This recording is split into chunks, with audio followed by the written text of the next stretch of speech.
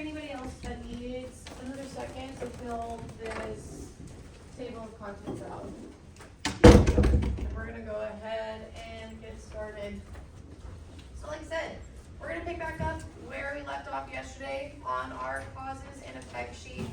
Yeah, I'm gonna go over the same slides again. I mean, they'll take really quickly, just in case you need to write a few more notes down. And then we'll finish up with that. Okay, so as a reminder, your causes and effect sheet, okay? When you are looking at the causes, you are really focusing on the why. Why is that European country in that area? Why are they colonizing that area? So give me the reasons for that, okay? And then when you are focusing on the effect, you are really focusing on the impact. You're focusing on the impact of the region, and you guys are really focusing on the impact of the people, okay? Because especially during the Congo, you guys are gonna see how highly impacted the Congolese people and how they are treated, okay? All right, so like I said, I'll review, but that's okay. So King Leopold II, like I said, you guys are going to remember him by far the most out of any of the leaders that we talk about, or really any of the regions that we talk about, just based solely off of his mistreatment of the natives from the Congo. So remember, it's going to be two resources. We're going to have rubber. That's going to be the first resource. So this is definitely something that you guys would want to put under your cause side. So one of the reasons that they're taking over the Congo is for rubber, and we talked about yesterday the fact that one of the biggest inventions to come from the Industrial Revolution were cars, right? So this is going to be a really easy way to make money off of tires. The video that we are going to watch right after this is going to really describe how rubber is harvested.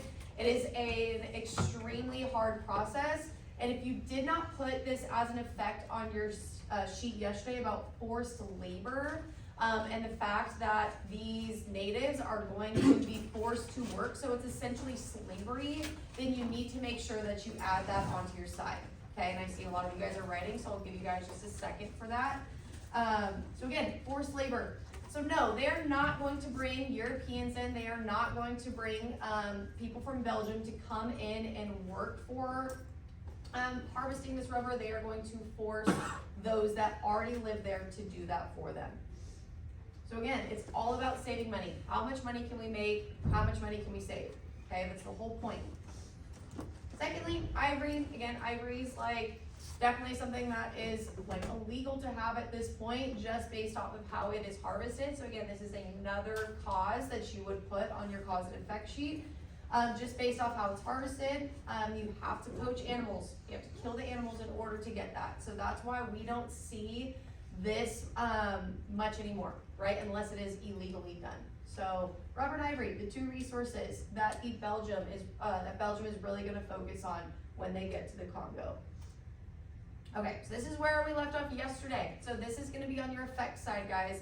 So what you're going to notice, and I think I pointed this out to you guys yesterday, in this left picture, what is the biggest thing that we notice in here? Right, and I see you guys, their hands are missing, okay? That is going to be the number one punishment that is going to be put on these Congolese people. That if they do anything wrong, if they're not working hard enough, if they feel like they are just, again, not producing the way that they should, or they are going against those that are in rule, like the Europeans, then that is their punishment immediately, okay? To get their hands severed. Some of them will have one hand severed, some of them will have two, but this is a very common practice during this time. Not only that, on your effect side of the mistreatment, besides the severing of the hands, we are also going to see whippings or beatings of these natives. So again, that all really kind of stems from how well they're working, if they are causing any sort of problems or issues within that environment. So severe mistreatment has to be an effect that we really understand.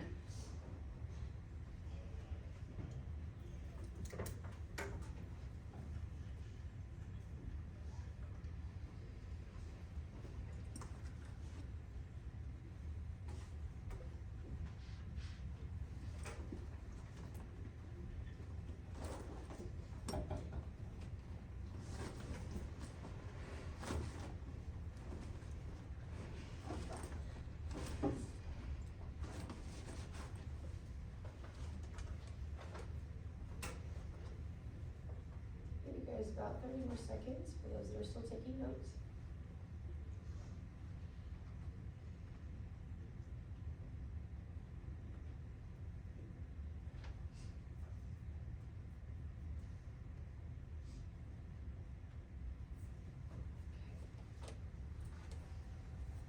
Again, kind of the same exact thing. So this would happen to men, women, and even very small children. Now you might think, like, why would this be the punishment that would be, brought upon these people, especially when they are ones that are being forced to work, okay?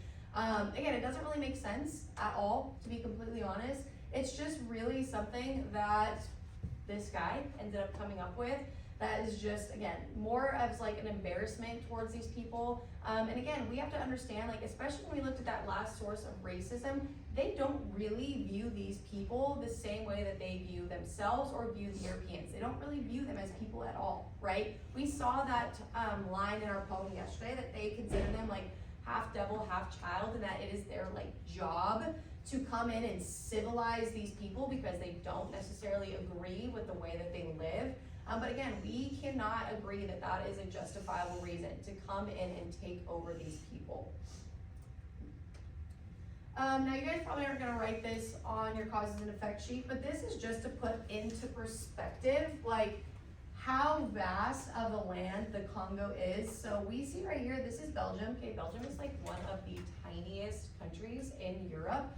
Doesn't have a lot of, surface area, doesn't have a lot of land involved within it. And then we look over here in the Congo and how much land that they have. So that, I think it's like 80 times or like 96 times the size of Belgium. So again, we can see just based off of that, how much money they truly would be making and how much their economy would go up just by owning or taking over this massive part of Central Africa. So that's just to put into perspective, really, how big Congo is compared to how big Belgium is. Okay, so with your partners, really quickly, right before we get into our video, I want you guys to take a look. This is one of the more famous political cartoons to come out of this region for the Belgium and the Congo. So I want you guys to just really notice some things, like what do you see within this political cartoon, and what do you think the overall message is of this cartoon? So I'm gonna give you guys like, I don't know, take a minute to kind of take a look at it, discuss it with your partners, and yeah, see what you guys notice, okay? Go ahead, turn to your partner. If you do not have a partner, go ahead, like you guys can go ahead and just talk to each other, turn around and talk to those behind you. And then I'll give you guys a second, okay? Go ahead, please.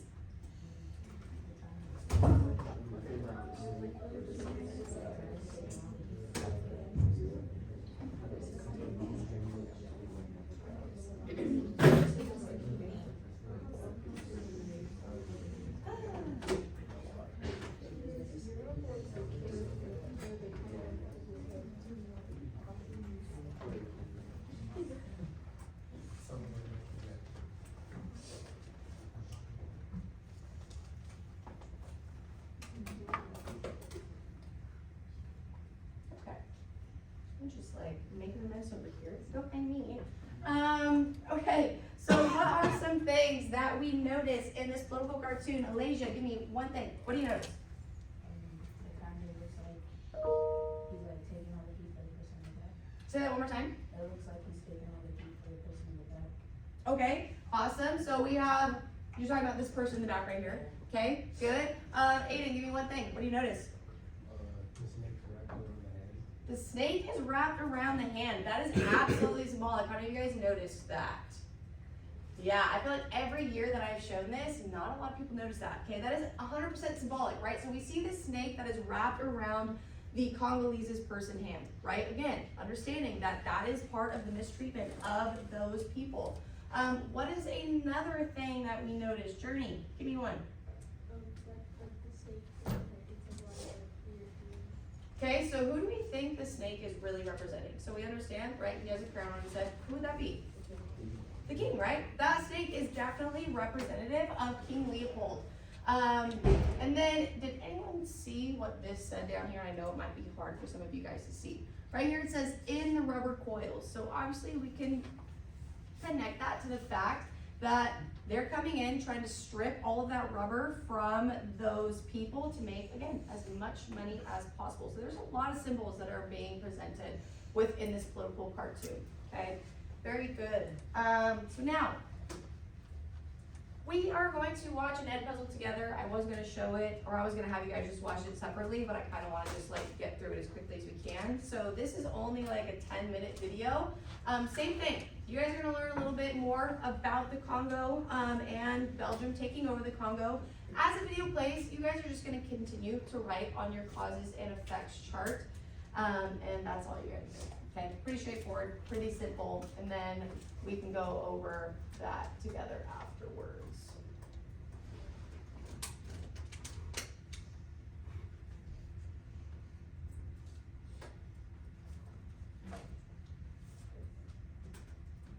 Any questions? Punishment in the Congo Free State under Leopold II, the 19th century. The horrific atrocities that took place in the Congo Free State are often compared to the Holocaust, with King Leopold II of Belgium being compared to the Nazi leader Adolf Hitler. Between 1885 and 1908, Leopold II personally ruled the Congo in sub-Saharan Africa, which was largely unexplored at this time, as only the coastal areas had been claimed by other European countries. He named it the Congo Free State, which is rather ironic when you realize what went on there. The local population was anything but free. In order to acquire the Congo, in 1879, the king sent Henry Morton Stanley to survey the Congo River Basin area. He was a journalist and an explorer who, like the king, saw great economic possibilities in Africa. Okay, so who helped King Leopold explore the Congo? Is it Henry Stanley, David Livingstone, Adolf Hitler, or Joseph Stalin? You guys need to pay attention to while we do this. I forgot that this is like a legit Edpuzzle. Anybody? I'll give you guys extra credit if you raise your hand. Everybody. Yes, go ahead. All right, you raise your hand first. Henry Stanley, thank you very much. Every time that you guys answer a question, I'll give you 1 point extra credit. The person that I see raise their hand first, I will call on you. If you've already answered a question, don't raise your hand anymore, okay? Allow other people to get extra credit. So Araya, great job. Thank you very much. Moving on, pay attention guys. Again, you have 12 questions, so Under the guise 12 of the King's opportunities. Holding Company, which laughingly was devoted to free trade and the suppression of the slave trade, he established trading outposts along the navigable river, along with fortified military posts, built roads and bridges, and made treaties with over 500 Congolese chieftains. In return for putting their marks on the mysterious pieces of paper, the chiefs unwittingly Okay, true or false, King Leopold built roads and bridges in the Congo trying to civilize it. Brian? True. True. Okay, can we put that somewhere on our chart? Where can we put that? Our effects, right? So they come in and they try to civilize these people. We really do need to understand, guys, that before the Europeans came into Africa, Africa was not industrialized. No, they did not have roads, they did not have bridges, they did not have those industrial type buildings that Europe had had. So for effects, they came in to civilize them. They came in, built roads, bridges, so infrastructure. If you know what word infrastructure means, you can use that word instead. But roads and bridges, okay, again, trying to modernize Africa.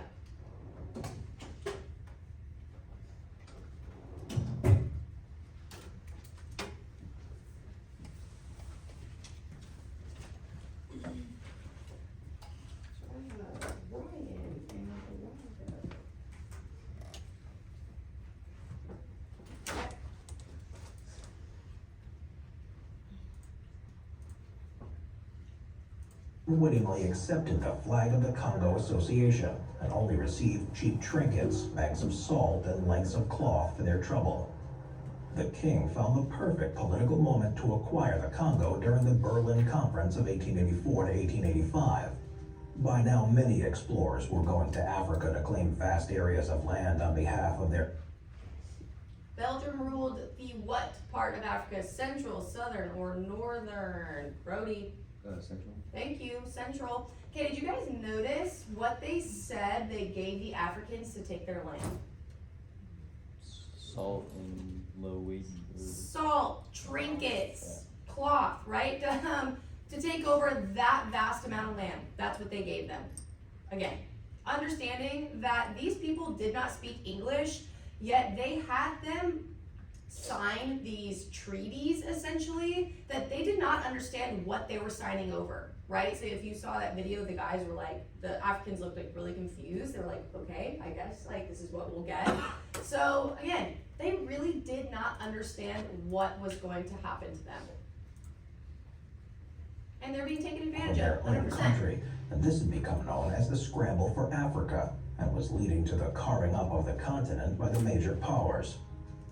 Using skillful and cunning diplomacy, Leopold was able to secure the Congo River basin for himself, and this is when he renamed the territory the Congo Free State. Now he was the absolute ruler of an area that was nearly 80 times the size of Belgium. So 80 times. So the Congo was how many? Autumn, go ahead. 80 times. So again, I showed you guys on that map, pretty crazy. Autumn. Nice shot, guys. In addition to that, he found himself in the right technological moment in time. To consolidate his grip on the Congo, he needed the right tools. These tools hadn't been available to the colonists of old, but proved to be crucial now. A few thousand men were, with these tools, able to dominate the land holding 20 million Africans. The first of these modern tools was the weaponry. The primitive muzzle loaders were replaced by the new breech-loading rifles, such as the Albini, and if the Congolese wanted to resist, they could only obtain the former weapons, plus the traditional bow and arrow and the spear. The breech-loading rifles were far superior. They shot much further, were more accurate, and used quick-loading waterproof brass cartridges. Also, firing guns in the rain would no longer be a problem, as it had been when using gunpowder. Secondly, medical knowledge was just as important. Europeans weren't used to the tropical climate and the diseases it carried. This resulted in a very high mortality rate for them. Around about 1900, the Europeans had learned that quinine was a useful defense against malaria. Diseases such as malaria and hematuria were now better understood. Some researchers could also treat yellow fever and many other diseases. The death rates therefore dropped significantly. The final and most important new tool was the paddle steamboat. This was especially useful in the case of the Congo's unusual topography. These steamboats were able to make the long voyage from Europe to Africa easier and faster, which meant that a fixed travel schedule could be maintained.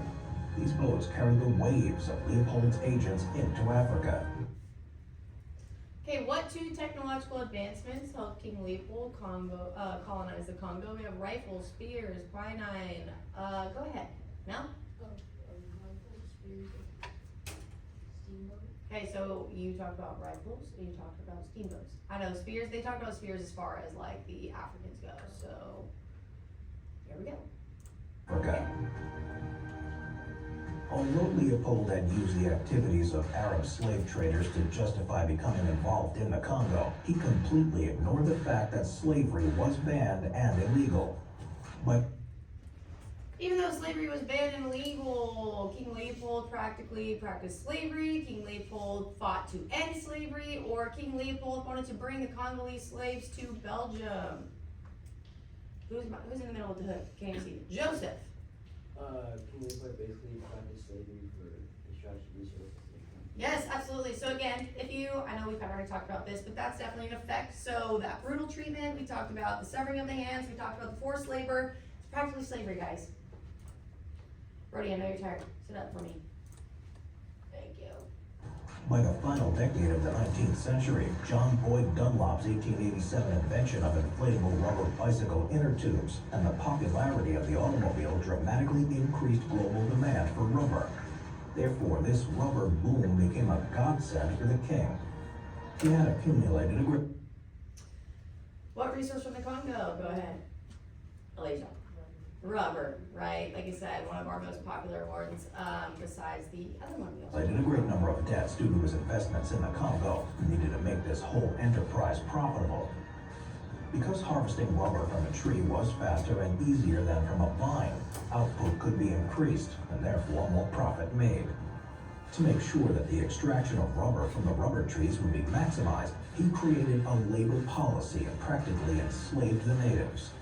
This policy is known by critics as the Red Rubber System, in reference to the African blood that was shed during this period. The red rubber system implies that, go ahead, Mitchell. Blood was shed to harvest rubber. Perfect, thank you. Methods included robbing the natives of their livestock and grain supplies, attacking them, and then taking their women and children as hostages. If the required quota of rubber was presented by the chieftain of the district, then the women and children were sold back to their families. They had to pay a couple of goats apiece for them. If a man refused to work, this could result in the death of his wife, and if a whole settlement refused to work for the rubber companies, then a detachment of soldiers from the force publique would be sent to destroy their village and kill anyone who was foolish enough not to flee the area. So, the workers were to extract rubber with minimal expenses and under terrible. Fear was used as a way to get Congolese natives to work. Elena. True, right?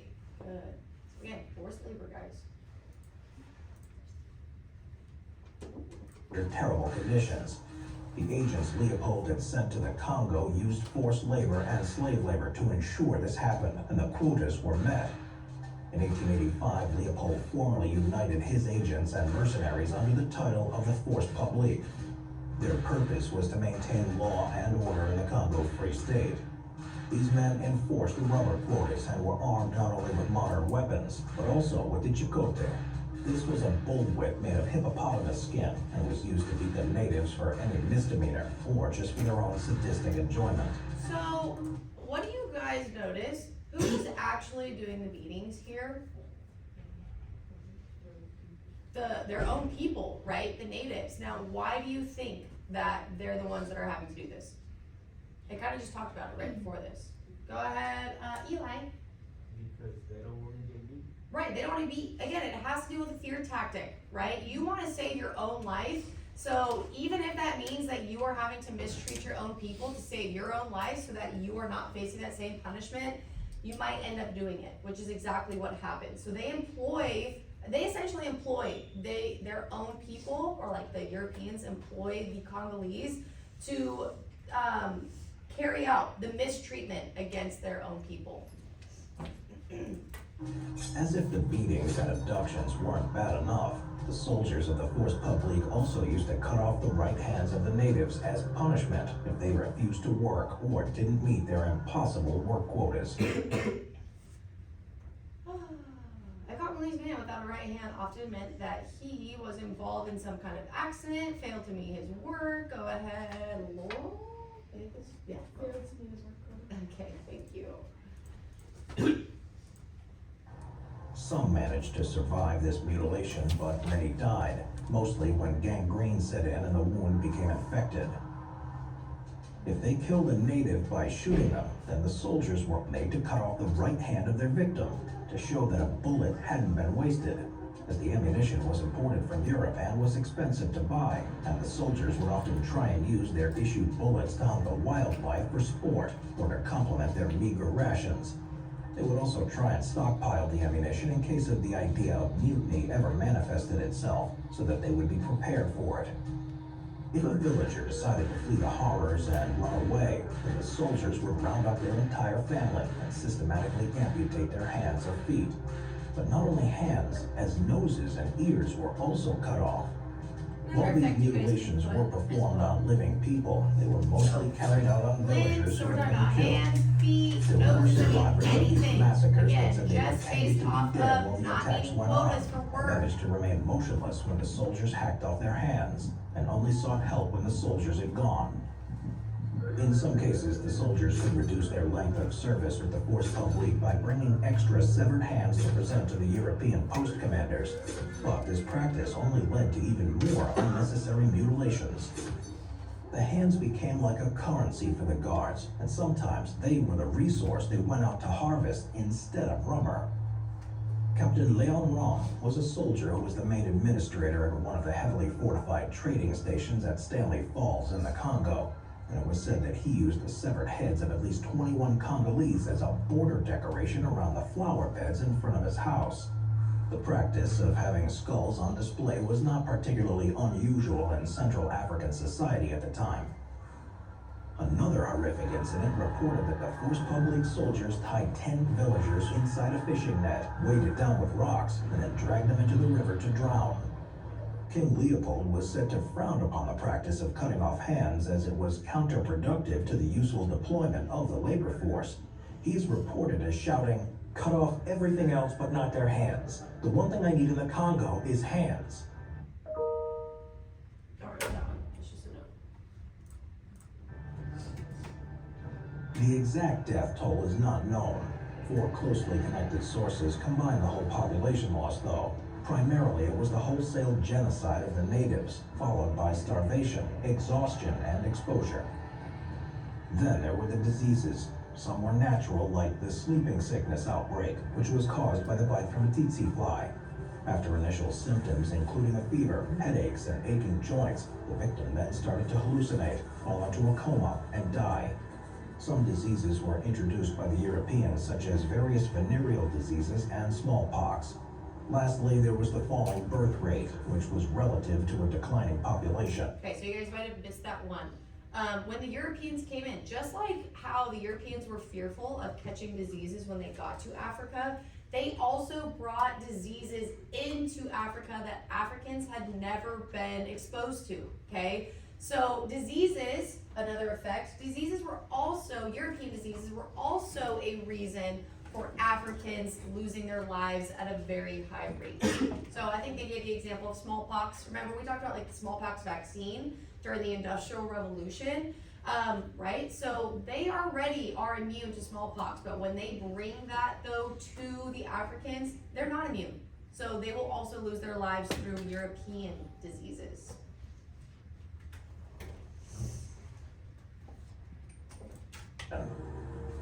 Edmund Dane Morel, one of the important figures who exposed the atrocities to the world, said that the Congo Free State consisted of 20 million people before King Leopold II came on the scene.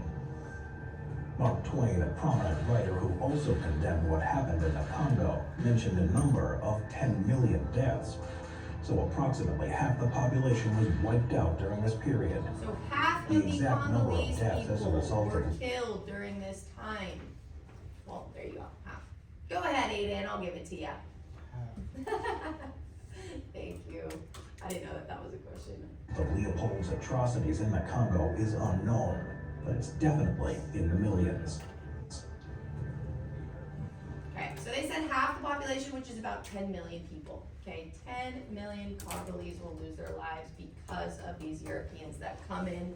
And again, I know that you probably don't have a lot for your causes, because the whole cause really is resources. The whole cause is to gain that ivory and that rubber to make Belgium and King Leopold money. That's all it is. And how much it affects the Congolese is crazy. That's why they really do try to like compare King Leopold to Hitler, okay? All right. So we really should be done with our causes and effects for that. You guys should have plenty of stuff for that. Now, I'm gonna stress this a lot. Remember, I told you guys that your essential question for this unit is, what are the causes and effects of imperialism? When you take a look at your study guide, and you don't have to take a look at it right this second, we filled out that first section of it, but the rest of it literally is causes and effects. So you can assume what your test is going to be about, or the majority of your test is going to be about. So please understand that when we go through the rest of our readings and when we go through the rest of our regions, that's what I want you guys to focus on, okay? All right, so we are done with the Congo. We have 20 minutes left. For the rest of this class period, where's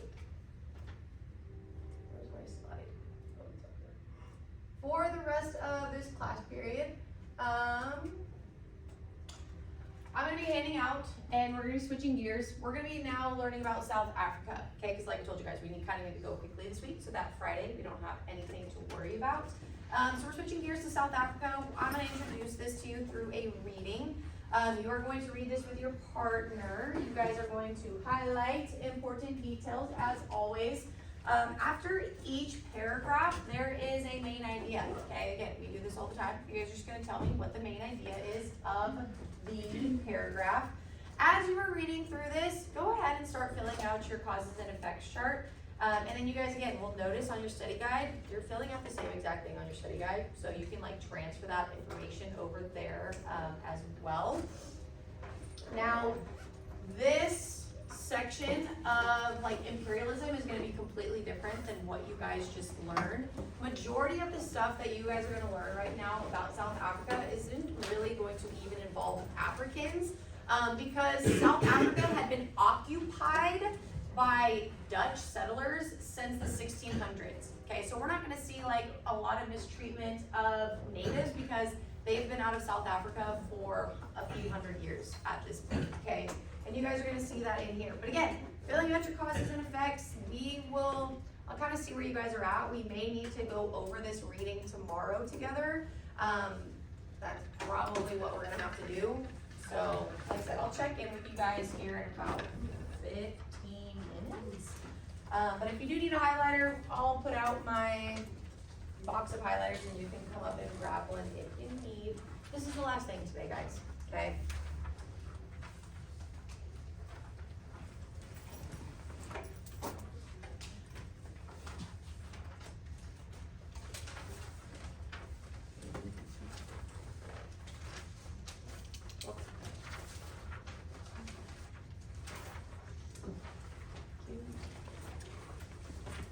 Are you guys really, really tired today? Oh my God, you guys are so quiet.